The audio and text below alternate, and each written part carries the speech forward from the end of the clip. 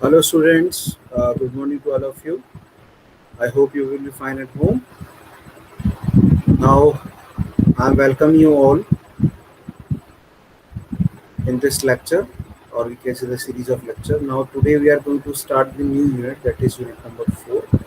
The unit 4 name is DC machine, motoring and generation, basically.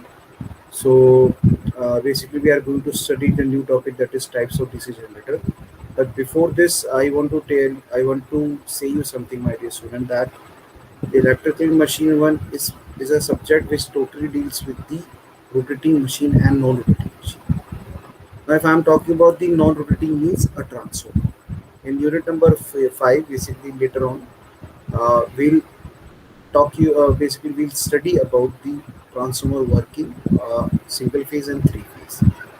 But previous this, basically uh, if I am talking about the rotating machines, so rotating machine we having two machines. One is the motor, another one is generator.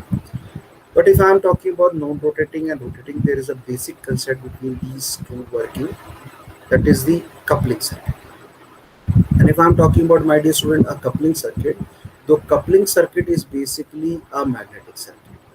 And why I'm using a magnetic circuit? Because if I am talking about the unit number 1, so in unit number 1, I taught you about the magnetic circuits and magnetic field. So if I'm talking about the magnetic circuit and magnetic field, my dear student, the magnetic circuit can be generated by two ways or by two methods. One is the permanent magnet, another one is the electromagnet.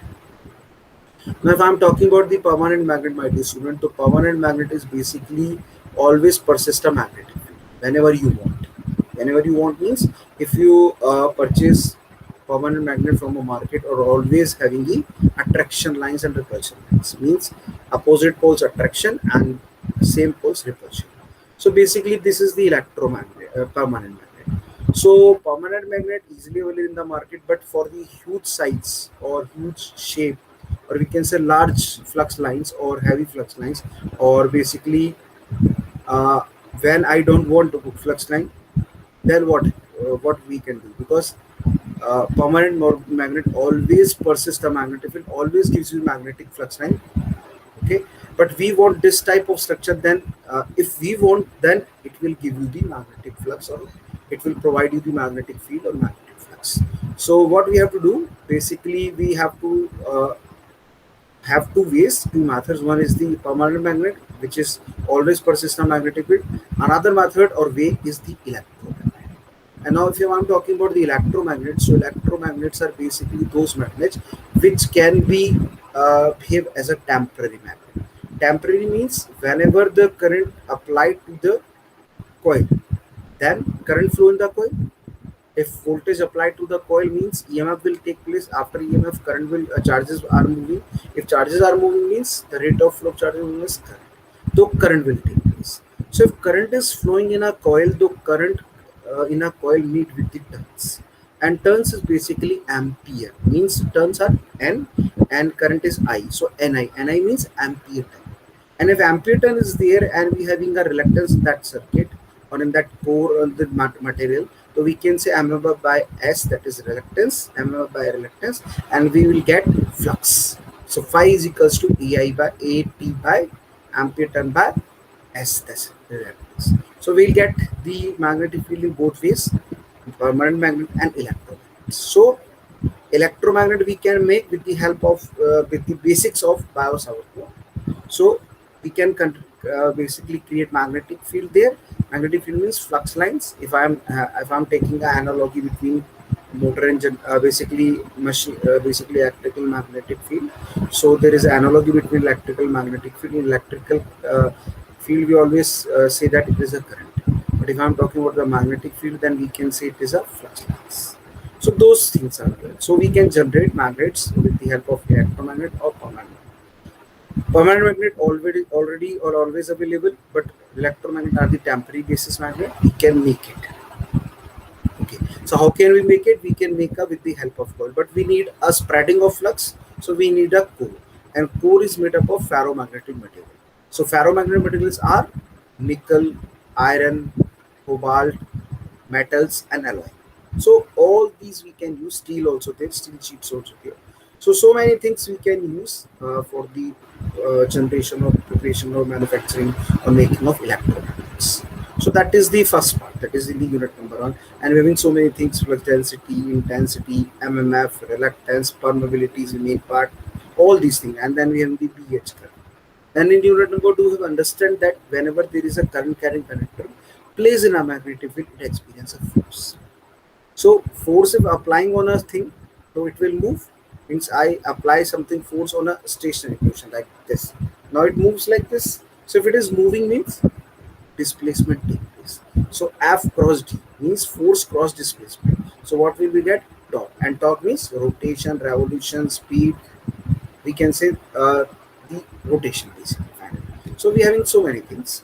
So this is basically the force and torque that we have studied in the unit number two, and the applications are we can use this force in basically motor, electromagnetic interaction. It comes in the category of force and electromagnetic interaction. So force law is basically similar to that, and through this we are getting the torque. And this phenomena we can apply in the motoring action of DC machine. So first unit deals with the magnetic field, magnetic circuit. Circuit, if I'm talking about, then we have two circuits, series and parallel. In series, the flux always having same value, but if I'm talking about the parallel, then having the different value. So same value and different value. I hope you understand this thing now. Okay, that in unit number three. In unit number three, basically it was also DC machine, but in the DC machine we studied so many things. So many things, basic concepts, basic fundamentals. Basic fundamentals means motoring and generating. If I'm talking about motoring and generating means if I'm giving input as a electrical and taking mechanical as output, so it is behaving like a motor action. And reciprocal, inverse, opposite, or just opposite of it, we can say if we giving mechanical input and taking electrical output, then it is known as generator. It's known as generator. So generator is totally based on the Faraday law of an electromagnetic induction. A motor is based on the electromagnetic induction. Then we understand about the construction. Though in construction we having yoke, main part. Then we have the field, pole core, pole shoe, pole basically winding, pole shoe also known as pole face. Then we understand the armature, the main part again. Armature slot, armature conductors, armature winding basically. After that we'll get what? Commutator, the main part. Then commutator, then we have the brush. The brush collects the current from commutator and basic armature connections. The armature connection with the commutator with the copper lux basically. So the brush take current from that and moves to and place to the basically flow it, which we want flow to the terminals. Okay, so that is the thing which we have understood in the construction. Then we have in the commutation. How can the commutation improve because it is a reversal of current? Okay, types of winding is DC windings, types of armature windings, lap and wave. Okay, we have understand about the basically how flux lines take place. It is similar to that bar magnet. So we want to cut the flux. Basically, what we want to use, we want to use the Faraday law of an electromagnetic induction. What it states whenever there is a flux linkage in a coil or flux linkage in a circuit, then there will be an induction of EMF, and that induction of EMF is always proportional to the flux linkage, flux variation linkage. We can say the flux linkage variation. We can also write like this: E is equals to N by dt. That is the second law. But first law tells you that whenever there is a change in the flux linkage, then there will be the induced EMF. That is known as induced EMF, and if it is that circuit is closed, then it is known as induced current. Okay, so EMF there. And if I'm talking about the motor, then whenever there is a current carrying conductor placed in a magnetic field, it experiences a force. It experiences a what? Force. And that force basically converts or gives you the torque. And due to this torque, what will happen? It start rotating. Okay. Then we have to have understood about the or studied about the armature reaction. Means armature flux basically distort the main field flux, demagnetize and cross magnetize. Two facts are there. How can we remove it? Interpoles and compensating winding. And similar to that commutation, we can also improve the commutation by using resistance commutation, that is carbon brushes instead of copper and graphite. And secondly, interpoles, that is known as copoles. So these we have already studied in the unit number 3, basically the basic parts. How it works, how flux lines, armature reactions, basically these all things, the basic concepts what take place in the uh, basically motoring and generating action means DC machines. Now today we are going to start the unit number 4. That unit number 4 is basically we can say the part name is, the topic name is DC machine motoring and generation. So main topic name is this, but now which topic which we want to cover today, that is the types of DC generators. Now as I earlier told you, if I'm talking about DC machines, so DC machines works both generator and motor. Okay. So if I'm giving input electrical and taking mechanical output, it means motor. And if I'm taking input as a mechanical, give you the electrical output, that is generator. So we can say DC machine is a equipment device which is used to convert electrical power into the mechanical power and mechanical power into the electrical power, or we can say vice versa. So the output of motor will be the input of generator, and the output of generator will be the input to the motor. So same things are there. That is why the construction is same.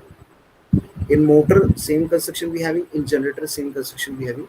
But if I'm talking about the application, so DC generator doesn't, nowadays we are not using, because we are having a rectifier. So directly we can convert the AC into DC with the help of rectifiers. But if I'm talking about motors, so motors are using.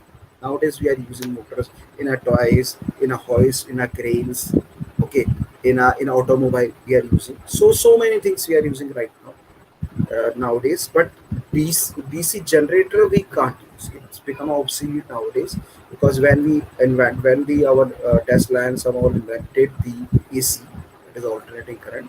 After that, AC having a overhand, or we can say upper hand on the DC. So AC having so many advantages compared to the DC, flexibility and all this. So nowadays we are using AC instead of DC. So DC generators we are not using, but we can be. But the construction is in machine working as a motor or generator. So I hope you understand about the construction part, about the types of DC winding part, about the basically commutation, about the armature reactions, about the basically we can say types. Today we are going to study this thing, and all these the basic parts of DC machine. Okay. Now, if I am going to start a new lecture today, there will be some objective of myself. That is what, help the students to understand about the basics of DC machine. That is fundamental. A simple thing, few things which I am revising here, because if I am not revised this thing, then you can forget. So that is why I am revising that why we are basically using DC machines, and what is the how can we convert DC into DC machine as a motor generator. So if I am converting motor to generator, means motor and generating action. So I have to understand how this behave like a motor, how this behave like a generator, how this behave like a generator, how this behave like a motor. So how it take place. So we are going to understand basically today about the basics of DC machine. Now what about the basics of DC machine? So later on I tell you. Now secondly, what we are going to study, that is the make students familiar, means you, the types of DC generators in detail. Now what we are going to study, my dear student, today, basically types of DC generator in detail, means how we get the some equations, how we understand that it is a type of DC generator. So that in detail we are going to study. So with the types of, and I want to make familiar with also that how can if there is some diagram showed to you, that you can directly just tell that it is a shunt, it is a series, it is that type, it is that one type. So it is my objective. That is my objective, to deliver this lecture to you, my dear student. So now start our lecture.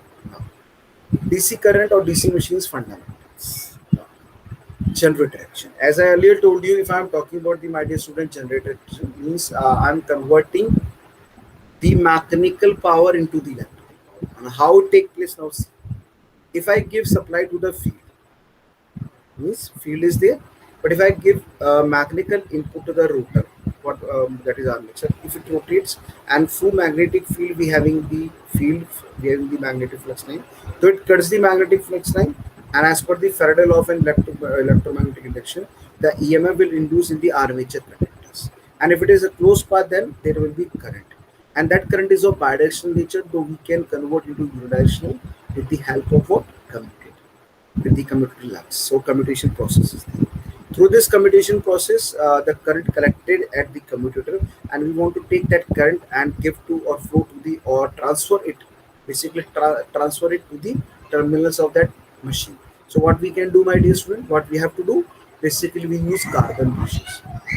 What we use brushes that is made up of carbon because we want to improve the commutation. So we make it in a form of carbon. So an EMF voltage is induced in a conductor if it moves through a magnetic field. So what happened?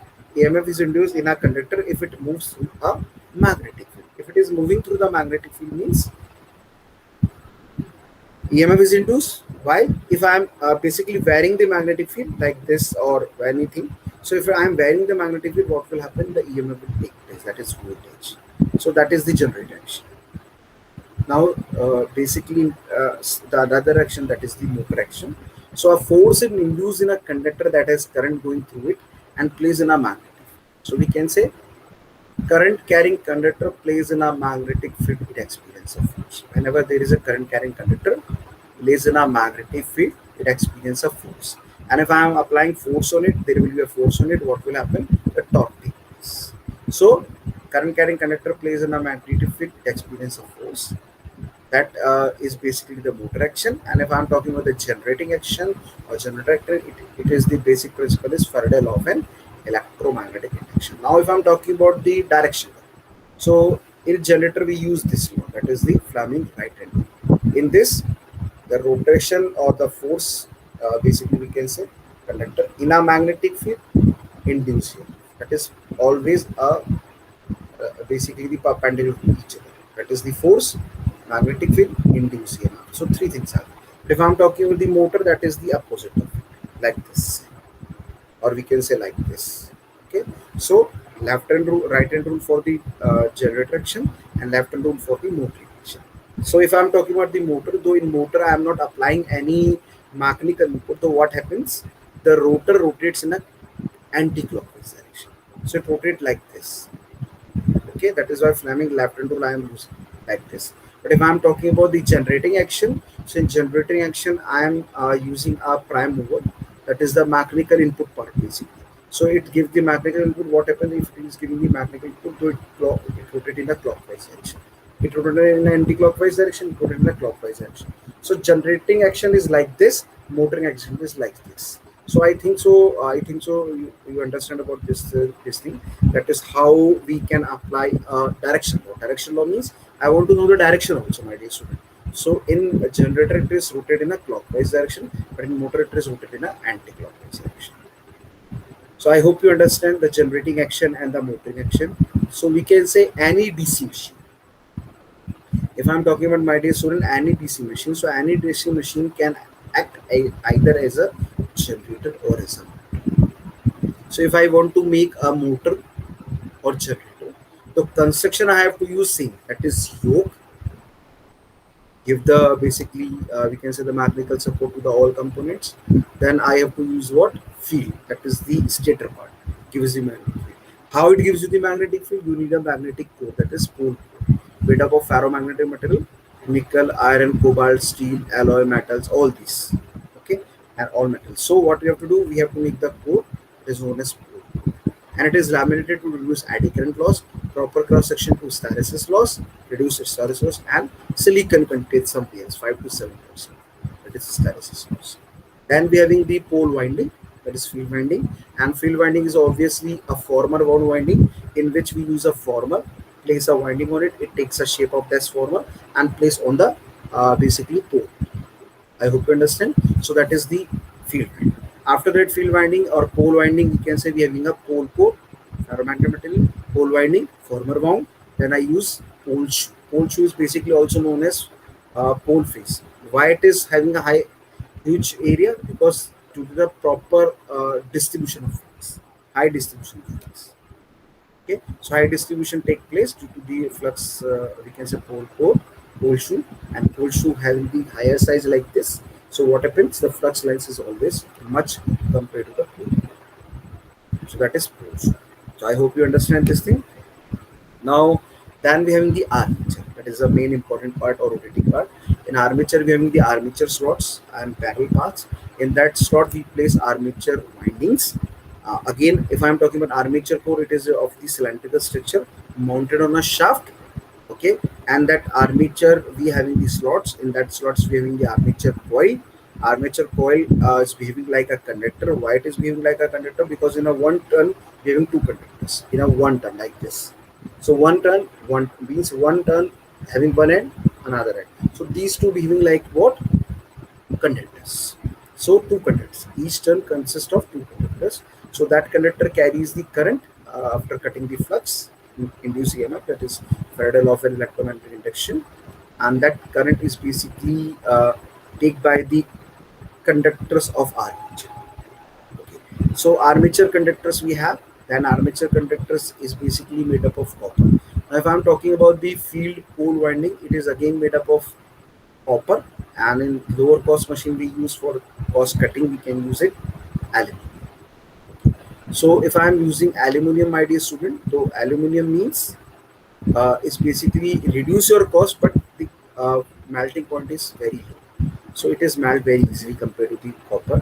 So for small size machines or small HP motors, small watt generators, small loading machines, we can say we use aluminum for cost saving and cheaper cost. But for heavier machines, not looking after the cost, not looking after the basically something from the construction prices, but looking after the performance, efficiency, loading effect, and all these, we use always copper. So that is why copper we are using.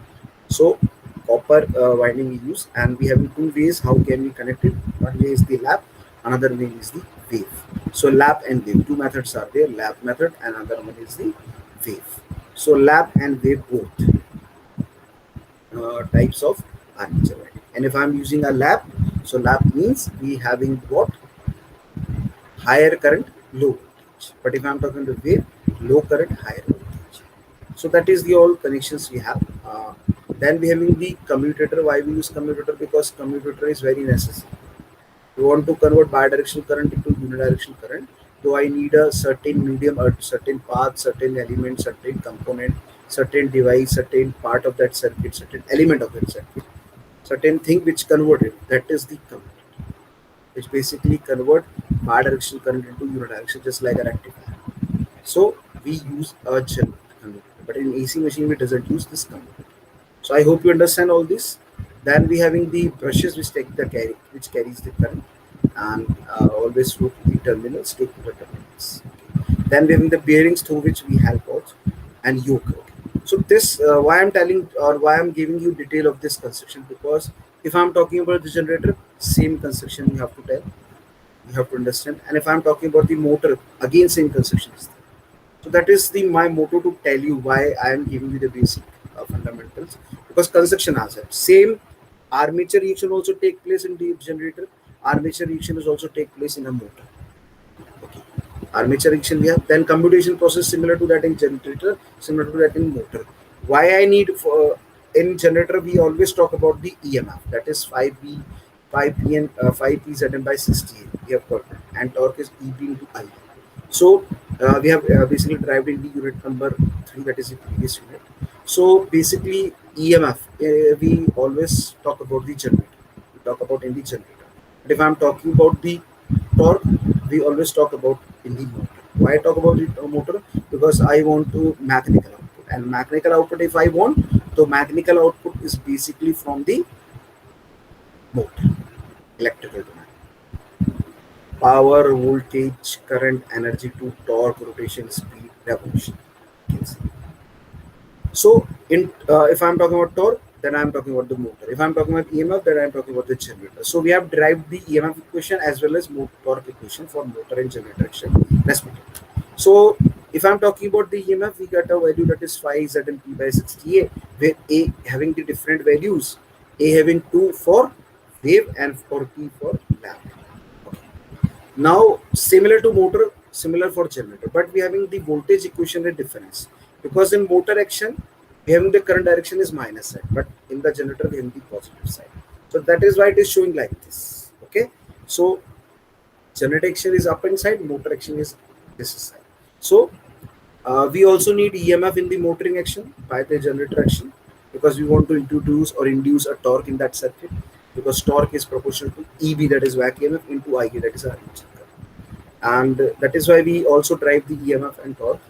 So we derived in the previous basically unit lectures. So that is the thing. So we have to drive EMF also, we have to drive torque also, okay, and we having the both things. That is why the commutator is always needed in both, in motor and in generator. Okay, so that is this thing which I have told you. Now any machine can act as either as a generator or motor. That is the explanation of that. If anyone asks you that any machine can act as any DC machine can act either as a generator or motor, yes, you can say yes. So how it can say? Now if I am giving the if I'm taking the generator output, giving input to the motor, and if I'm taking the motor output, giving to the generator, so both can be. But the thing is that if I'm giving input mechanical to the motor, it behave like a generator. If I'm giving electrical to the basically generator, it behave like a motor instead of mechanical, instead of motor. So that is the thing. Now moving forward, types of DC generators. That is the main part. That is the second part. First part is the DC bundle. So I gave you the introduction about this thing. What is it? Now secondly is we are having the types of DC generator. Now if I'm talking about the DC generator, though my student, first part is the permanent magnet. Always. Why I'm talking about the permanent magnet? As I earlier told you, that if I'm talking about the permanent magnet means we can make magnetic field by two ways or by two methods. In the starting of this lecture, I basically explained you this thing, that how can we make magnet here? How can we make a magnetic field? So two process or two methods are there. One is the permanent magnet, another one is the basically electromagnet. So permanent magnet, it is costlier, or we can say costly for us. It is not available, vastly available, widely available, or available not available in a huge demand, huge amount, huge way, or huge size, whatever you want. Okay? So second process is the field excitation. That is the how can we excite the field. First way is the separately. Second is your self. So separately is basically the we can say in separate manner. But if I'm talking about the self, so it is totally based on the residual magnetism. Now if I'm talking about the self, those self we having series, shunt, and commutator. So types of generator: permanent magnet. So permanent magnet we can't use because for small size machine or small size generator we use permanent magnet. Another one is the field excitation. In field excitation we having separately excited and self excited, and in the self we having series, shunt, and commutator. Now moving forward, separately excited DC generator. Now these are the generator whose field magnets are energized by some external DC source such as battery. Now see here. One thing is there, my dear student, what I want to tell you here, that we have two main windings, two important windings in DC generator. Two important windings we having in a DC generator. One is the field, another one is the armature. Now if I am talking about the armature and field, so it means armature is a rotating part and field is the stationary part. So separately excitation means I have to energize the field winding. Because why I want to energize the field winding, my dear student? Because from where we get the flux. It is not permanent magnet. It is not a permanent magnet. If it is not a permanent magnet, though I need a electromagnet. And if I want to if I want to ask you about electromagnet, so we have to give supply in a coil, and it is wound on a core that it behaves like a electromagnet, because we have already studied in the unit number 1. So basically, if I want to make this electromagnet, so I need a coil, I need a supply. So in separately excited generators, what we can do, what we have to do basically. Now see here. One thing I want to tell you, if I want to represent a armature, then I have to make this conception. That is always shown by this armature. And in this we have written armature, otherwise we can use generator, G for generator and M for motor. And if I am applying a prime mover here, so I can apply a prime mover or draw a prime mover. Okay. Now this is the rotating part, this is the non-rotating part, means stator, means field, and this is your armature. And this is your basically load through on which or in which we have to give the supply. We have to basically provide the supply to it, because it is an electrical load. And an electric load, if I am talking about the electrical load, means I have to give supply to, or I have to provide supply to the load. Basically, I have to give the current, voltage, energy, power, whatever to that. So that is the. Now what happens if I'm talking about the separately excited? So there are, these are generators, or we can say machine, whose field magnets are energized by some external DC source such as battery. Because if I'm talking about the external source, so external source will be a battery, DC, because I need a DC in case. So DC source is applied here, and this is your field excitation. What happens if I'm giving a supply here? What happens? Field will excite. I mean, field will excited means it gives you the flux lines, and if it gives you the flux line, and I having a pram over there, I can rotate the with the help of that pram over, means mechanical input. I rotate, or basically I will rotate the armature with the help of that pram. And if I am doing so, what happens? This armature rotates and cut the flux induced by that flux field. Cut the flux. And Faraday law of an electromagnetic induction, EMF, that current, and that current will give you, with the help of these brushes shown here, positive, negative, to the load. So that is the basic concept. Now, some basically equations related to this is I is what? I is the armature, and IL is the load current. That is the load current which basically we have to feed, or which we have to provide. V is the terminal voltage, okay, and EG is the generator. Now terminal voltage is this one, and EG is the generator, that is 5 P by 60. We have already derived this thing in the unit number 3, that is the previous unit. Now voltage drop in armature, if I want to calculate voltage drop in a resistance, so I need a current. That current is the armature current. So IA into RA is your voltage drop in armature, and we can say A in substitute we are using basically is A is the armature resistance. So IA into RA, and let IA is equals to IL is equals to I, means the current which is basically generated by the cutting of armature, by the cutting of armature conductor of that flux, is the armature current, that is IA, and induced EMF is EG. So IA is directly given to the load, so we can say IA is equals to IN, and that is a total I which you have to basically give to the load, so that is say I. Now the voltage across the load, V is equals to IR, obviously. I current we are getting, or we can say IL, IA we can say, and RA is what? The resistance of armature.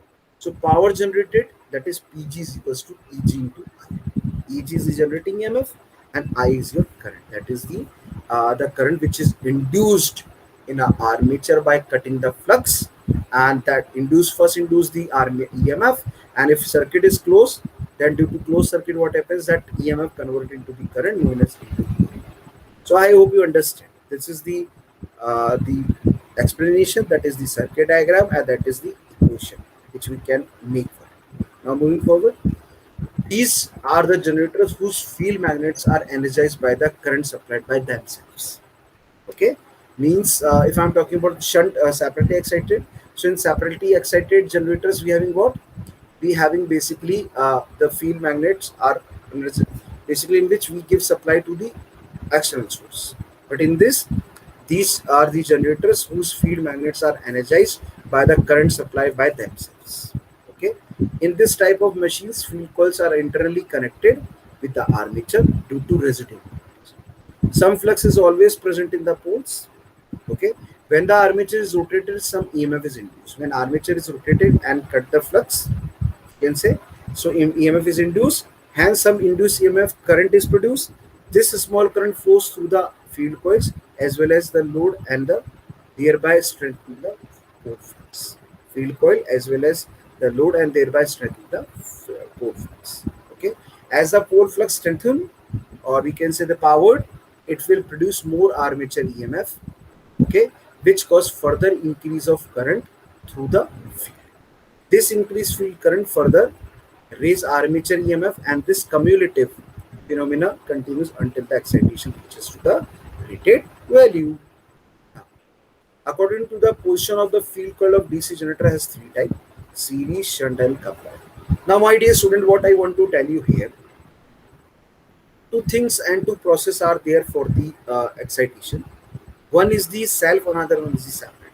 If I'm talking about the separate excitation, means I am connecting the separate, okay, and we can say the separate supply, that is the DC battery. So directly I'm connecting that battery to it, that is separately. But if I'm talking about the self, so self means it is totally based on the residual magnetism. We talked a lot about magnetic field in the unit number 1 and unit number 2. So we have studied one thing, that if I'm talking about the magnetism, so in magnetic field there is some stored energy, there is always stored energy we have. So if I'm talking about the stored energy, my dear student, so it means if I'm talking about the residual magnetism, residual means remaining. So remaining magnetism is basically the residual magnetism. And if I'm talking about the residual magnetism, it means it always remain in that. So what we have to do in self, basically residual magnetism is there. If the flux cut by the help of armature, what happens? More EMF will introduce. That EMF we can give to two ways. First part is to the field again, and second part is to the load. Means field and load, like this. Like this means we provide that current to the field to energize it, and remaining part given to the load to give you the output. So we having the self-excited and separately excited. Now, if I'm talking about self-excited, so in the self-excited we having three types: series, shunt, and compound. So series generator is there, shunt generator is there, and compound generator is there. Okay. Now moving forward, taking one thing, that is series generator. Now in this type of generators, the field windings are connected in series. Now what we can do, we can connect directly the field windings with the armature in a series. So in this type of generator, the field windings are connected in series with the armature in a series. So whole current flows through the field coil as well as the load. As series field winding carries full load current, it is designed with relative few turns of thick wire. Now what happens? Armature have generated the basically current generated in the armature. That is directly in series with the field, so it is energize the field also, but it having some we can say it having some capacity, that is we can say. So it is designed with the relative few turns of thick wire. Okay, and the electrical resistance of series winding is therefore very low, nearly to 0.5. If maximum high, then no current will flow. That is at 0.5 ohm, and that current will directly give to the provide to the load. We can flow to the load. So it is connected in series with the armature. Now see, it is shown. That is your armature, that is your load. In this we have the series field. Now in this series field, what happens? It cuts and induce EMF. That EMF will give you the current, energize the series field. Again we having the flux, cutting it and directly give the induced EMF to the load that we want to give this. We want to provide it. Okay, that we want to provide it. Now some related basically the expression for it, that RSC is the series winding resistance here. ISC current flowing through the series resistance, that is one, and RA is the armature resistance, IA is the armature current, and IL is the load current which is flowing here. NV is the terminal voltage, that is the we are getting, and EG is the generated EMF in the armature. Okay, then IA is equals to ISC. We can say the same current is flowing in the series, so we can say IA is equals to ISC is equals to IA. All three currents are same because they are in series. In series, current is same, but voltage are different. So the voltage across the load we can directly write like this. See here, V is equals to EG minus IRA. But in the motor we can write V is equals to EG plus IRA, which we have basically derived in the unit number 3, that is previous unit. So motor we having the plus sign here, but in generator we are having the minus sign here. So in motor, in generator we can also write like this: EG is equals to V plus IRA. Okay. Okay, I hope you understand. Now the power generator is PG is equals to EG into I. Okay, and the power delivered to the load, that is PL is equals to V. That is what? V into I. Okay, I hope you understand. Now shunt generator. In this type of generator, the field windings are connected in parallel with the armature generators. Field windings are connected in parallel with the armature generators. Okay. In the previous, it is connected in series, but in this, it is connected in the parallel with armature. In shunt generators, the voltage in the field winding is same as the voltage across the terminal because it is parallel. Okay. Here, armature current IA is dividing into two parts because it is in parallel. One is the shunt field current, another one is the load current. IA, shunt field and load current. ISH, IA. Later on I'll tell you in the later on I'll show you this thing in the basically circuit diagram. Is load current IL. So IA is equals to ISH plus IL. We can write like this. It is parallel. We are having a node. So KCL we can apply. The effective power across the load will be maximum when IL will be maximum. The effective power across the load will be maximum when IL will be maximum. So it is required to keep. It is always required to keep shunt field current as small as possible. For this purpose, the resistance of the shunt field finding generally kept high because we have to maintain the current, and large number of turns are used for the desired EMF, and the kept high will be up to 100 ohm. Now see here. It is having the shunt field, it is having the load. Now what happens, we can consider as a node here. So we can apply KCL here. The total input current is equal to total output. So incoming current is IA, see here. IA, but output current is, or outgoing current is, incoming is IA and outgoing is ISH and IA. So we can write IA is equals to I, A is equals to ISH plus IA. Now see here. Let RSH is equal to shunt winding resistance and ISH is equals to current flowing through the shunt field RS is equals to armature resistance. We can see here. This is your armature resistance and this is the shunt field resistance, that is RSH. IS is equals to armature current. We can say here IA, and IL is equals to load current. IL is equals to load current. IA is the armature current. V is equals to terminal voltage and EG is equals to generated EMF here. And shunt field current is ISH is equals to V by RSH. If I want to know the shunt field current, that is the total voltage, that is V terminal voltage divided by the resistance of that winding, that is RSH. So the voltage across the load V is equals to EG minus IRA, and power delivered is equals to P is equals to EG into IRA. And IA we can write what? ISH plus IA. If I want to write IA, so I have to write I instead of IA, we can write here IA is equals to ISH plus IA. And power delivered to the load will become VL, that is the load, and IL is the load. So I hope you understand about this shunt generator. Now compound generator. In series wound generator, the output voltage is directly proportional to the load current. In shunt wound generator, output voltage is inversely proportional with the load current. So we have two things. A combination of these two types of generator can overcome the disadvantage of both. Series disadvantage covered up by the shunt, and shunt disadvantage covered by the series. So we can make a combination of these two, of both. Okay. This combination of winding is called compound wound DC generator. This combination of winding is called compound wound DC generator. Compound wound generator have both series winding and shunt field. Series winding and shunt field. One winding is placed in a series with armature, and other is placed in a parallel with the armature. Okay. Now see here. So we can say compound generator has two types.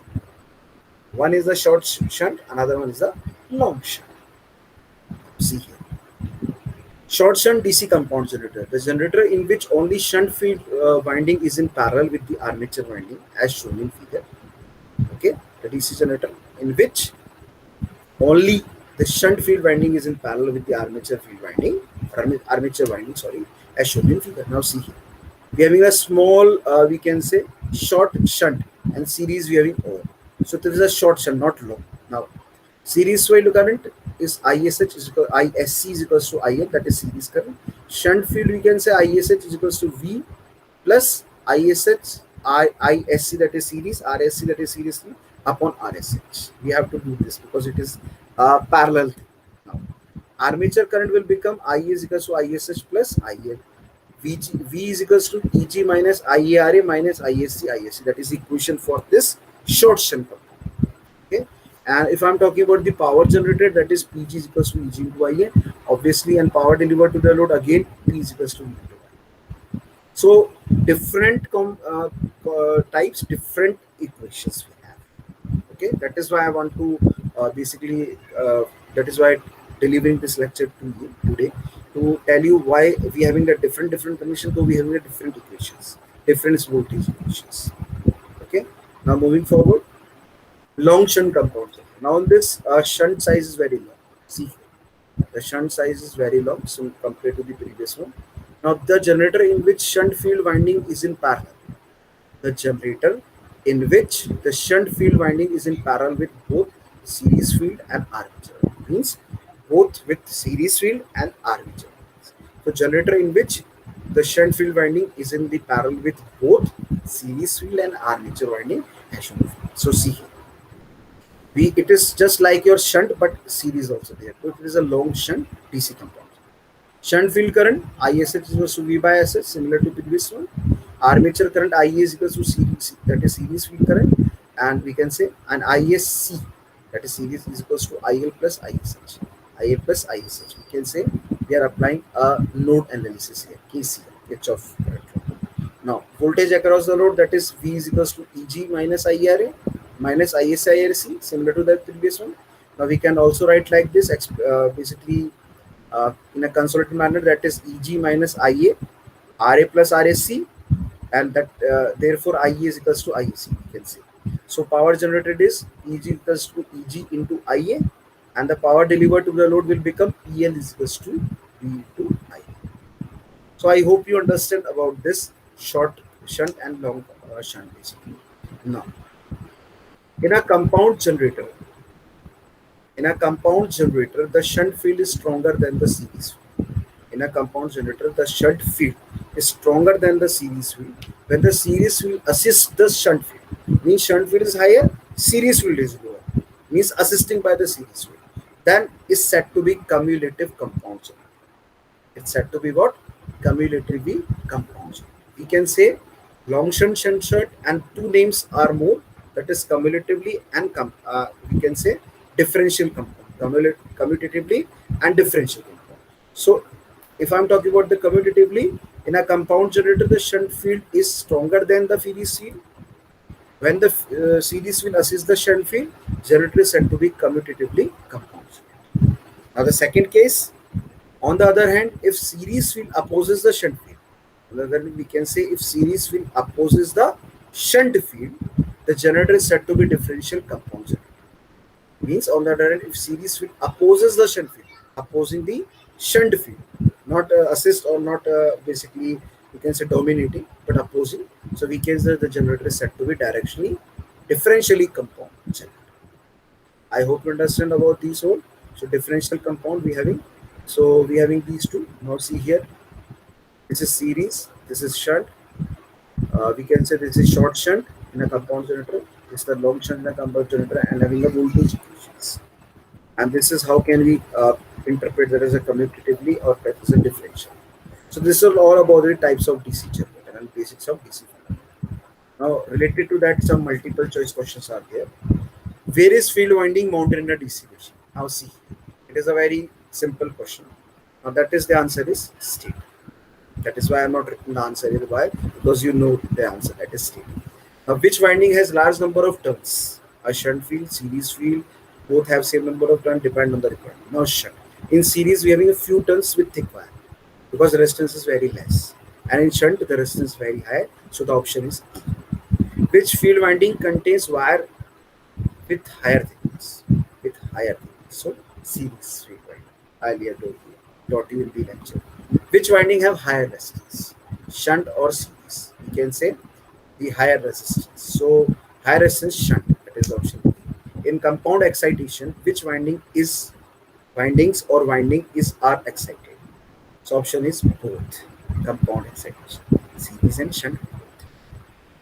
In which type of excitation air gap flux increases with armature current? So that is the cumulatively different, cumulative, basically compound, differential compound and cumulative compound, and so we have the cumulative compound in short form for the excitation. The option is B. Which winding is compound excitation is responsible for changing air gap flux? That is series. If a DC compound machine connected as a motor is about to use as a generator, we reverse the series field connections. True. We have to reverse it because in generator we are having the current direction like this. Now the motor will having the like this. Same, the change. Vt is equals to EA minus IA RA plus RAC is the equation for obviously short shunt compound generator. The generator is called flat compound if the series field ampere turns are such as to produce the same voltage at the rated load as no load. So option A is your answer. Now, References are the A. Phil Carrot is very good book. You can just refer it. R.K. Srivastava, Stephen G. Chapman, Gopal K. Dubey. So these all books having a good content, so you can just refer it. I also took some material, so content from it having a good content. So you can just go through it, read it. We have available in our library, so you can just go through and read about the contents. So this is all about from my side. I hope you understand about this lecture, better understand about this lecture, and this basically lecture deals with the machines fundamental and types of DC generator. So this is all about from my side, students. I hope you understand about this whole thing. So thank you for listening. Thank you for patience with me. Thank you so much.